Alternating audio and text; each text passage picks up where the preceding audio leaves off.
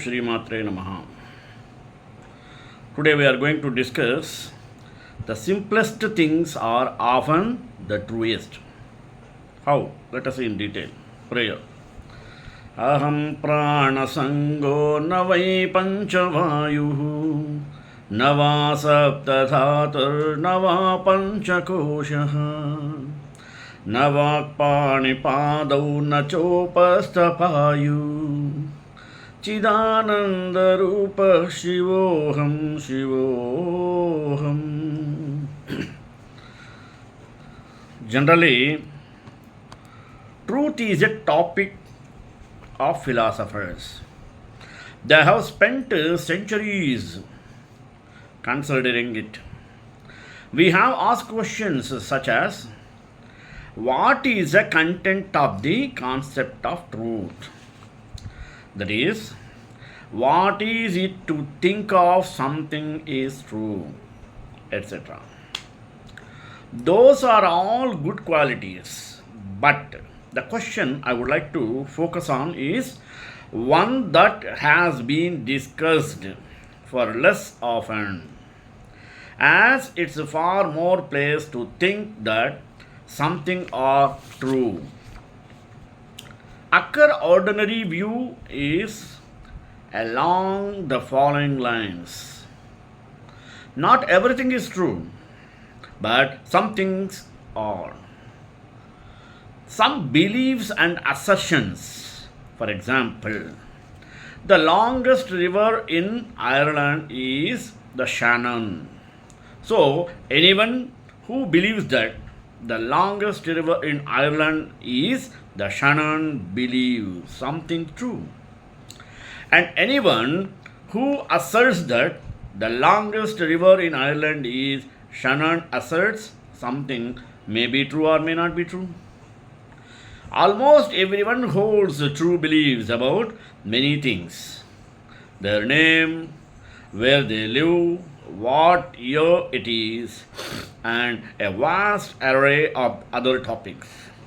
And everybody holds some beliefs and makes some assertions, of course, that are not true. And some people make are not true. And some people do it a lot of assertions that are not true. But the point is that there are lots of trouble or lots of true beliefs and assertions.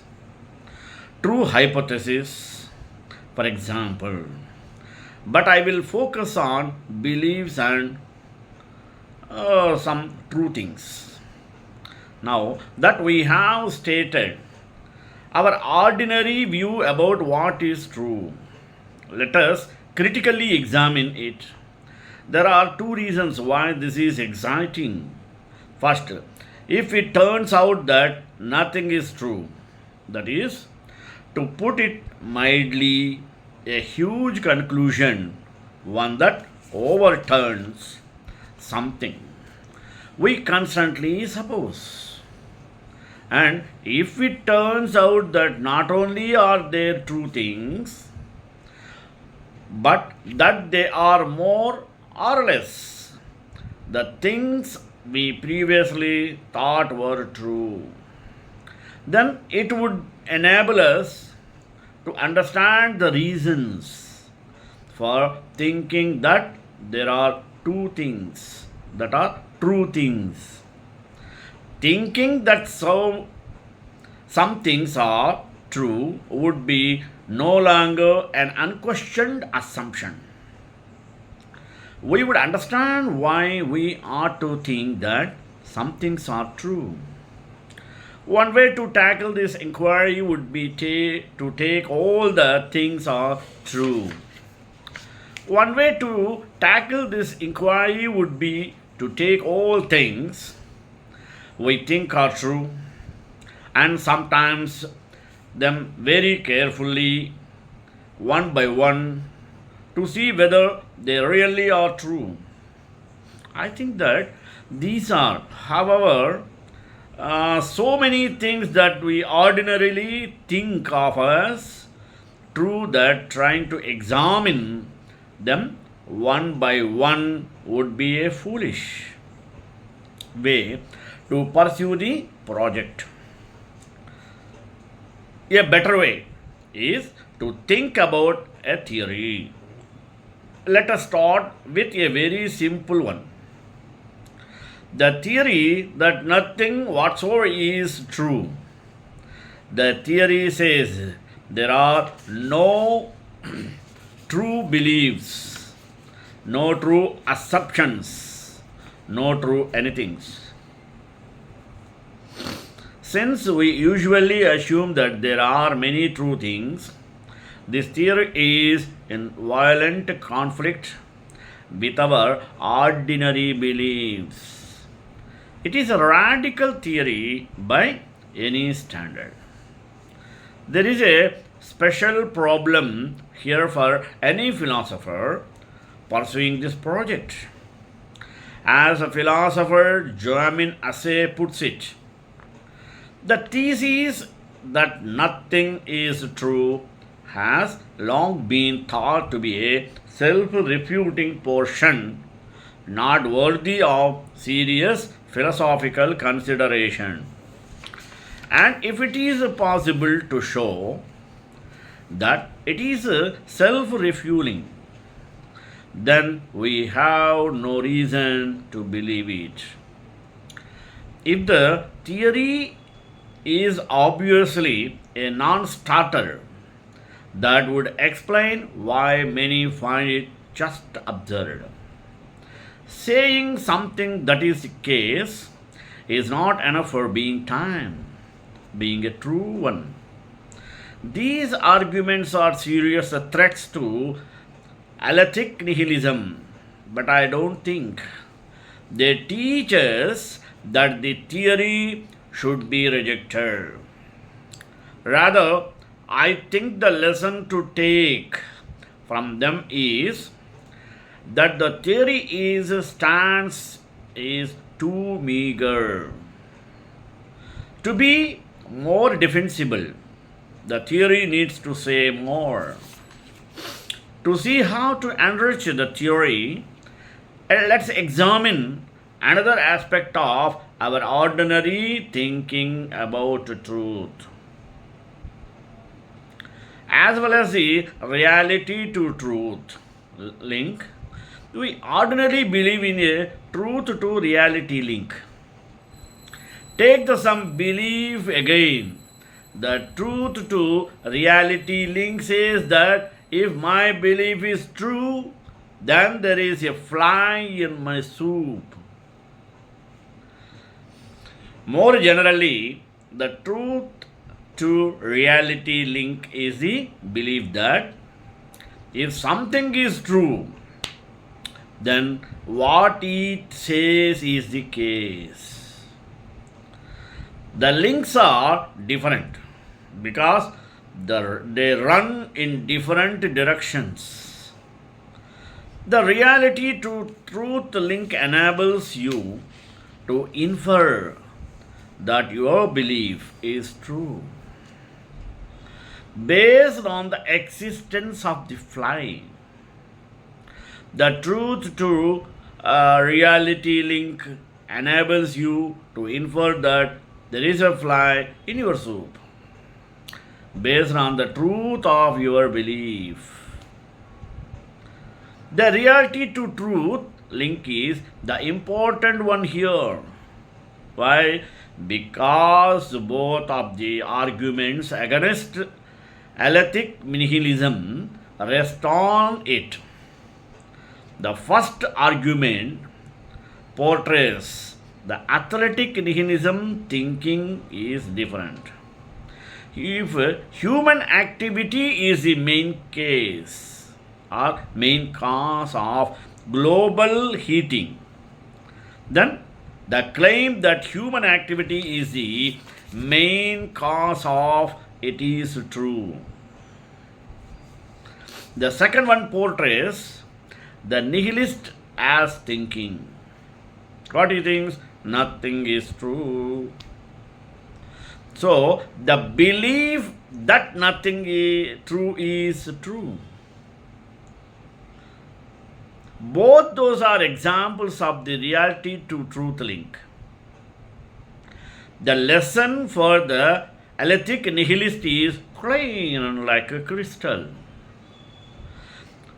Alethic nihilism would be more defensible if we folded into it the denial of the reality to truth link.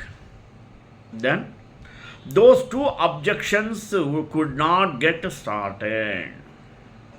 Sure, the alethic nihilist should say that people generally believe that reality to truth link, but they should then deny the link, saying something that it is the case is not enough for being true. We cannot underplay how strange it is to cut the link between truth and reality. To use a different example, we ordinarily assume that there is a correlation between whether it's raining and whether my belief that it's raining is true. Either it's raining and my belief is true, or it's not raining and my belief is not true. By denying the reality to truth link, the alethic nihilist denies correlations such as this. From their perspective, the belief that it's raining not true. Whatever the weather is doing, there is nothing the world can do to make the belief true.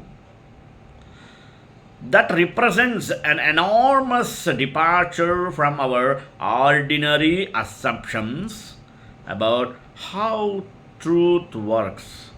So, denying the reality to truth link makes alethic nihilism even more radical than it was before.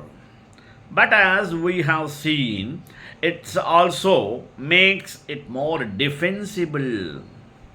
So, those arguments don't show that alethic nihilism is self refuting.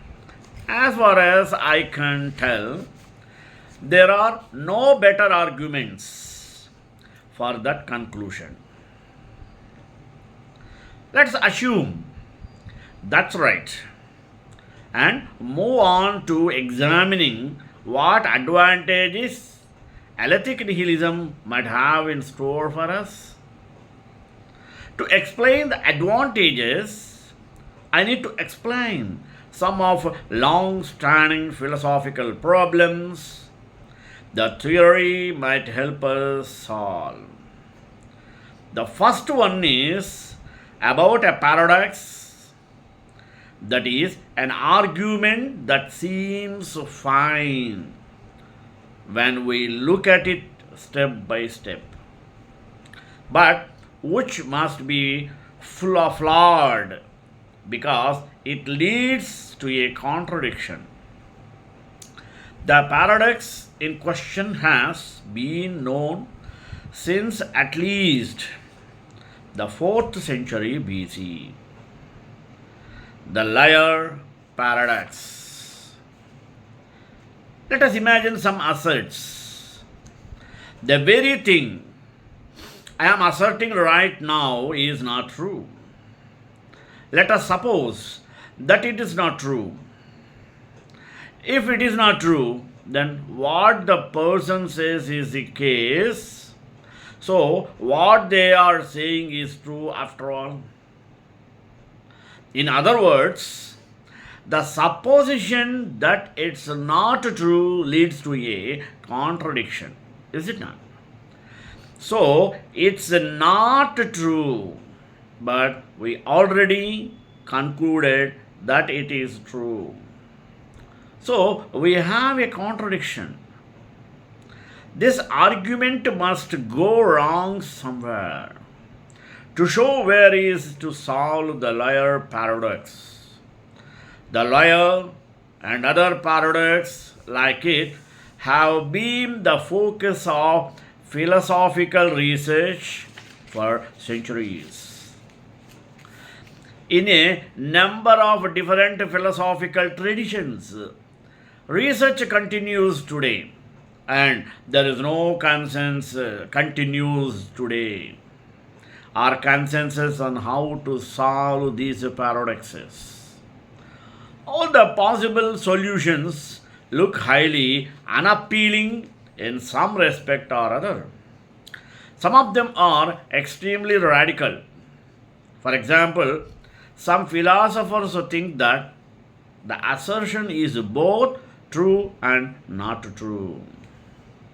That means that the liar paradox is far from being a triviality or a mere game.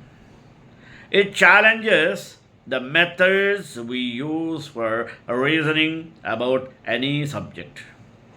The other problem I have in my mind is a variation on the theme of the liar paradox, but it's not reality a paradox, more of an enigma. It's called the truth teller. Suppose someone asserts the very thing I am now asserting is true. The problem is to work out whether they are speaking the truth, and it's equally hard to see what evidence we could give for thinking that they are speaking the truth. And it's equally hard to see what evidence we could give for the opposing view. If you are a philosopher working on truth and paradox, this problem will be sooner or later land on your desk. But it seems impossible to work out what we should say about the truth or otherwise of this assertion. Sometimes it is hard to make a case for radical claims precisely because they are so radical. Now, let me try to show how alethic nihilism makes a difference. Starting with the truth teller, some asserts the very thing I am now asserting is true. Is their assertion true or false? Alethic nihilism gives a quick answer to that question. The assertion is not true because nothing is true. The general philosophical principle that nothing is true directly answers the enigma. Let us turn now to the liar paradox. Someone asserts that the very thing they are asserting is not true, and our task is to work out whether the assertion is true or not. Like with the truth teller, alethic nihilism gives a quick and direct answer to that question. The liar assertion is not true because nothing is true. Alethic nihilism also pinpoints where the liar paradox argument goes wrong. As we have seen, a defensible form of nihilism denies that link. We now see that the denial is not just helpful for saying off objections to alethic nihilism, it also helps us to solve the liar paradox. One important job the alethic nihilist needs to do is to explain how we came to believe that some things are true. If they cannot do that, their theory will not be very plausible. To close, I will sketch out an alethic nihilist account of how we came to think and talk in terms of truth. This happened so very long ago, so that any claims about it must be extremely speculative. All that matter here is that there is a possible account that is compatible with alethic nihilism. One thing about true talk is that it helps us to stay or to say more or to say more per second. For example, if we want to deny everything that someone has said, we can say, none of that was true. That is a lot quicker than going through the claims made and contradicting them one by one.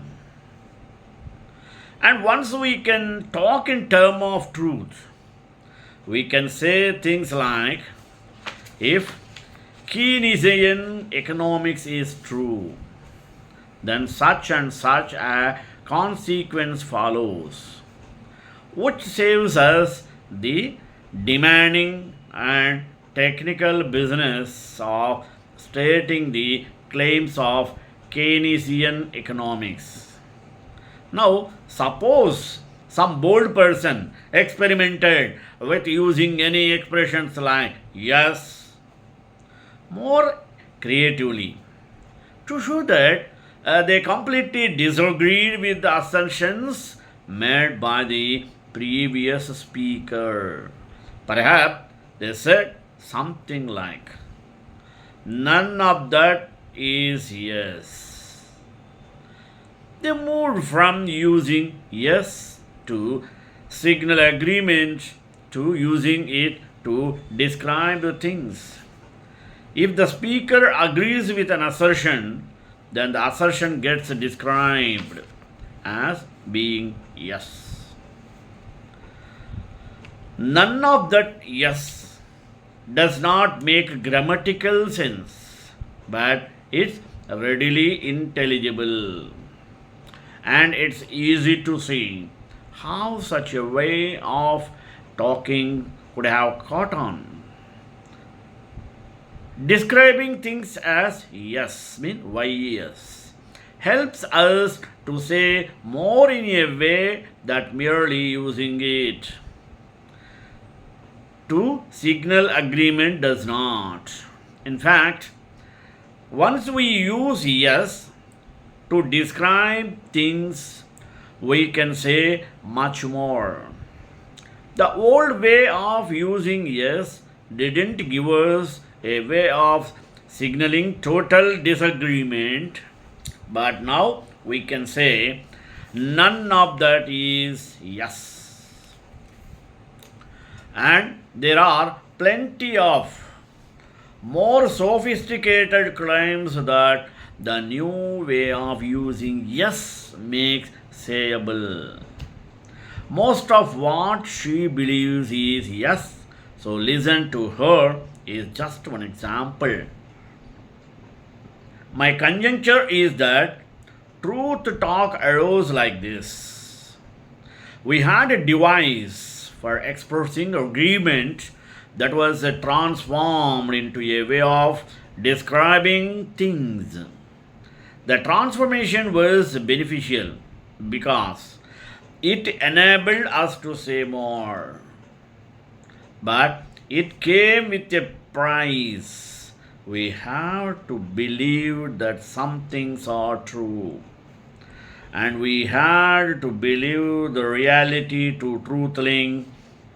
Of course, our ancestors were happy to take on these useful assumptions without launching a philosophical inquiry to check that some things really are true. And so the assumption that some things are true entered human culture along with the reality to truth link. These assumptions were passed uh, passed down to us through the generations, just as they are still being passed on to children right now.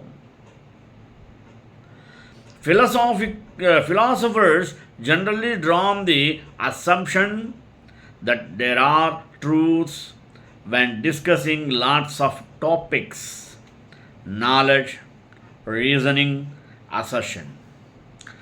If we discover that nothing is true, would have massive implications for how we live our lives. For example, it seems to imply that lying is fine. No one can be faulted for failing to tell the truth because there are no truths to tell. I would be very uneasy if the theory I am sympathetically exploring had that implication. It's easiest to make the point with an example. Suppose I have robbed a bank. My friend likes to give an alibi. He says, I was at home at the time of the robbery.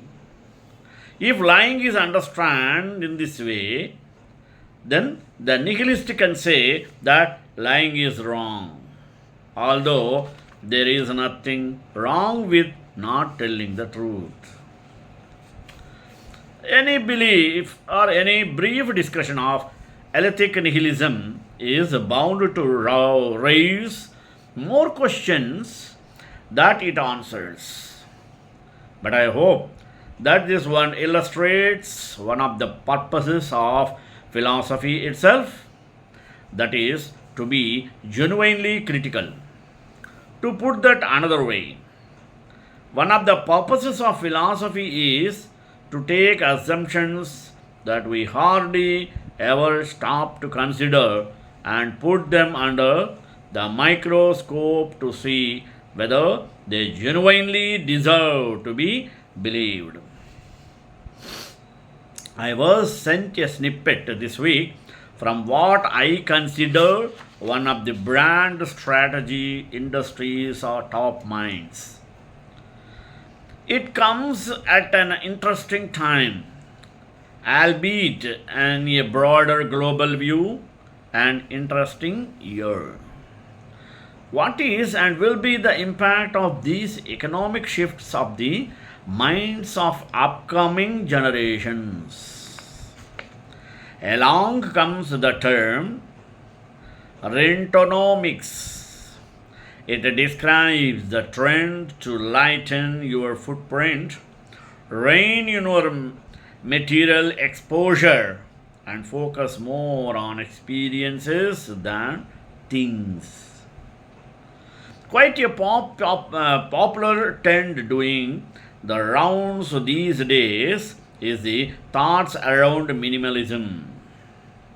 At its core, it means intentionally removing everything around and in our lives that distract us in the effort of refocusing on the things that are of real value to us. This ideology has its allure to many of us. Not a new concept it has. However, become a lot more prominent now than ever before. It makes sense if you look at the uncertainty of the future and the commitment towards owning us. The benefits of rentings, not a residence, but everything else we have in our space.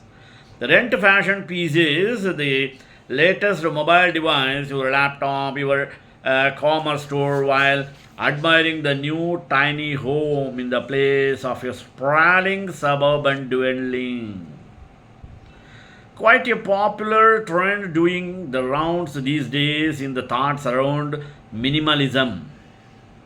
At its core, It means intentionally removing everything around in our lives that distract us in the efforts of refocusing on one things that are of real value to us.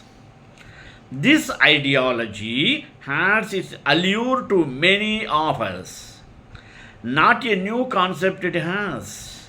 However, become a lot more prominent now than ever before. It makes sense if you look at the uncertainty of the future and the commitment towards owning versus the benefits of renting not a residence but everything else we have in our space. IKEA, IKEA, is trying a rental model on its furniture range. Agile startups are opting for shared office and co-working spaces. If you look forward or if you look around, this movement has become pervasive in our lives sometime also already. Rent fashion pieces, the latest mobile device, your laptop, your common store, while admiring the new tiny home in the place of sprawling suburban dwelling. श्रेयकांताय Kalyan Nidhe निधेन्द्राम Shri वेंकटनिवासाय श्रीनिवासाय Mangalam मंगलाशासनपरैर्मदाचार्य पुरोगमैः सर्वैश्च पूर्वैराचार्यैः सत्कृतायास्तु Mangalam.